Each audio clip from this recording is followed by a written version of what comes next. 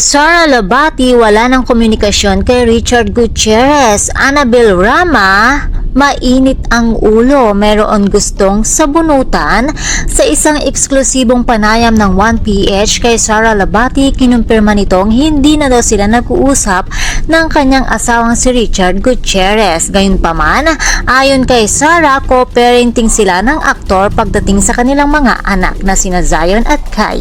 Maayos daw ang lagay ng dalawang bata kahit hiwalay na ang mga ito. Ayon nga kay Sara, "We're good at parenting and we are there for the kids. That's all I'm gonna say."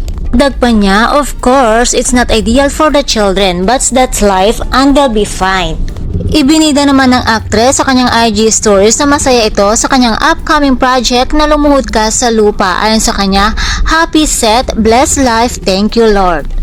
Samantala, usap-usapan naman ngayon ang isang post ni Tita Annabel Rama na kung saan ay tila may nagpapainit ng kanyang ulo at gusto niyang manabunot ng tao. Ayon nga sa kanyang post, "Napakainit ng ulo ko ngayong oras na ito. Gusto kong manampal at manabunot ng tao na nagmamalinis. Akala mo kung sinong Santa Menyak. Abangan niyo bukas ang kwento ko. Nako, sino kaya ang nagpapainit ng ulo ni Tita Annabel?" Hanggang ngayon ay naghihintay pa rin kami mga marites sa kwento mo, Tita Annabel. Kaya naman mga chikatoras, abangan natin yan.